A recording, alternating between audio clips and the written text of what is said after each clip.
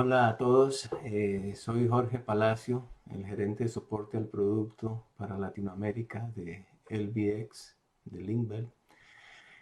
Como me preguntan muy frecuentemente sobre la importancia de utilizar los inyectores originales en los motores de nuestros equipos, motores que son Isuzu.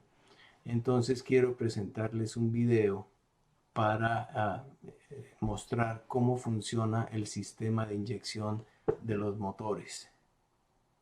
Tenemos la bomba de carga que tan pronto la máquina se pone en on, esta es una bomba eléctrica, comienza a bombear, de forma que del tanque de combustible comienza a succionar el combustible y lo pasa por el prefiltro inicialmente y luego lo pasa por el filtro para llevarlo a la bomba de suministro de combustible.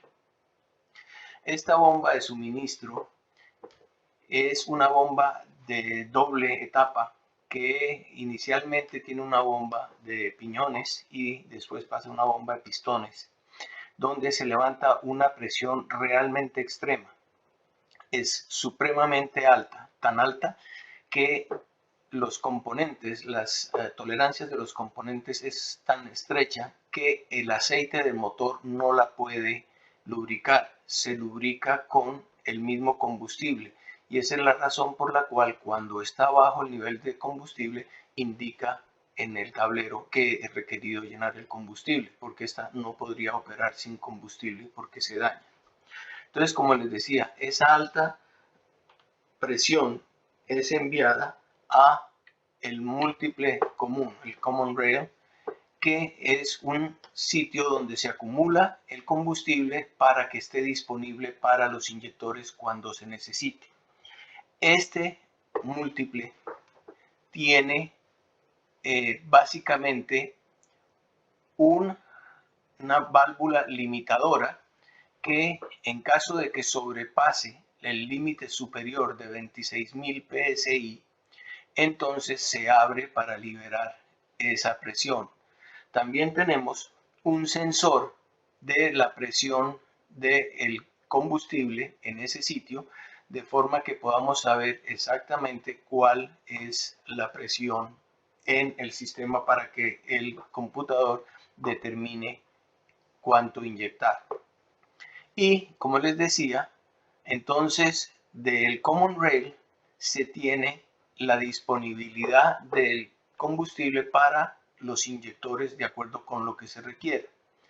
También es importante saber que se dispone de unos amortiguadores a la salida del Common Rail porque con esto se evita que en la medida que van saliendo los pulsos de combustible, entonces se evita que haya vibración en este sistema. Entonces, la bomba recibe una señal del computador basada en la señal eléctrica de la presión del combustible. Entonces va una señal eléctrica al computador, que es el ECM o Engine Control Module. De ahí, entonces, sale una señal para la bomba para determinar que tenga la presión adecuada. En caso de que ya esté suministrando más de lo requerido, entonces se abre el sistema para que todo el exceso de combustible entonces vaya de vuelta al tanque, o sea, tanto de la bomba como de la válvula de límite aquí en la parte del common rail. Van de vuelta al tanque y también pasan por el enfriador del combustible debido a que es requerido mantener lo más bajo posible la temperatura del combustible.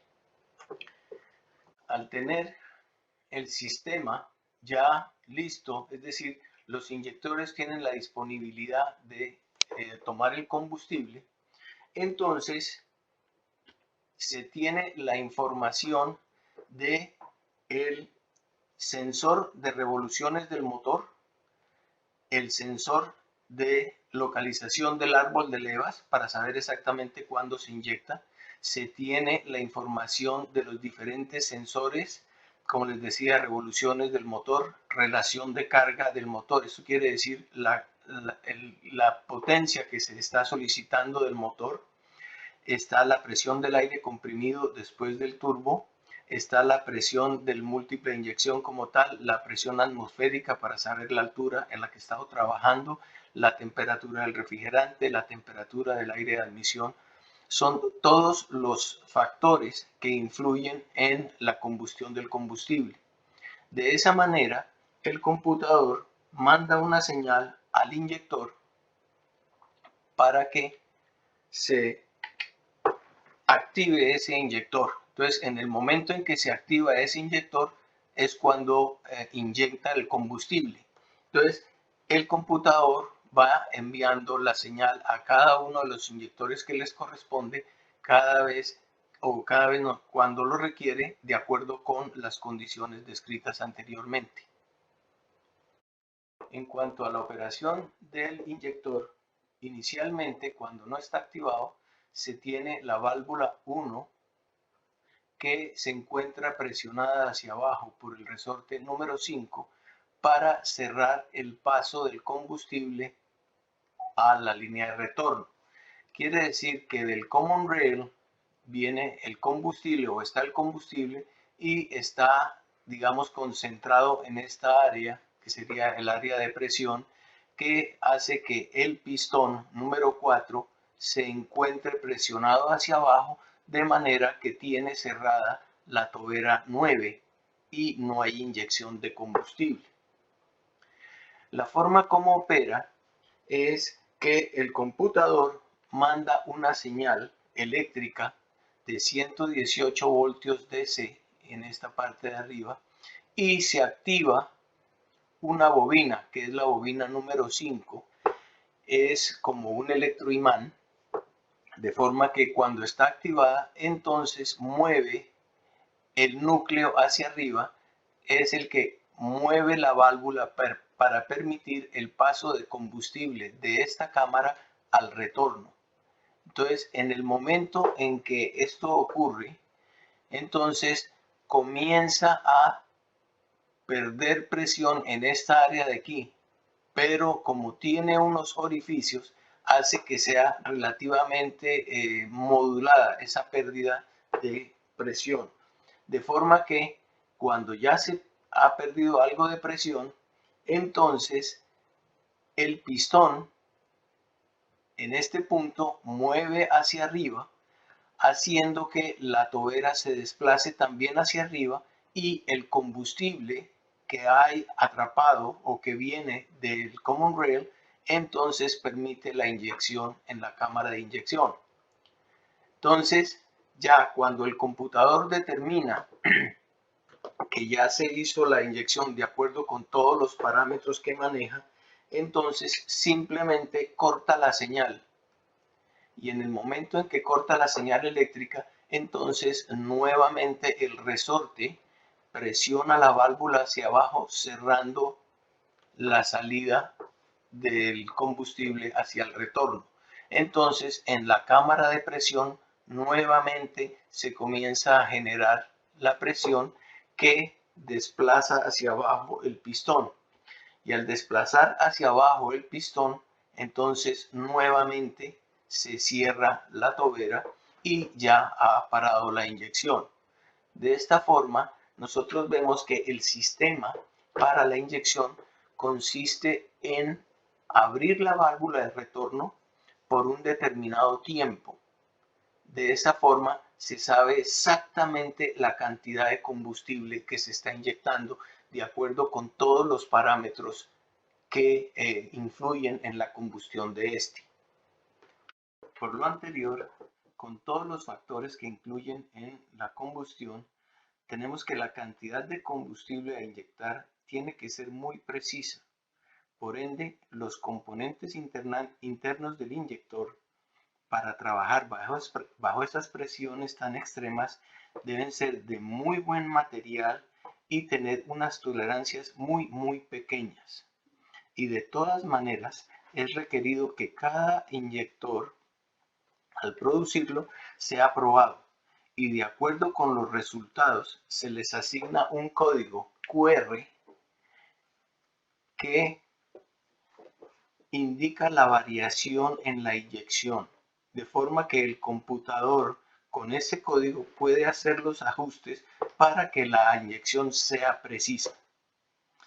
Por lo que al instalar ese inyector es requerido colocar ese código QR en el computador, de manera que el computador haga la corrección correspondiente cuando se active ese inyector como tal, para así tener la inyección realmente precisa.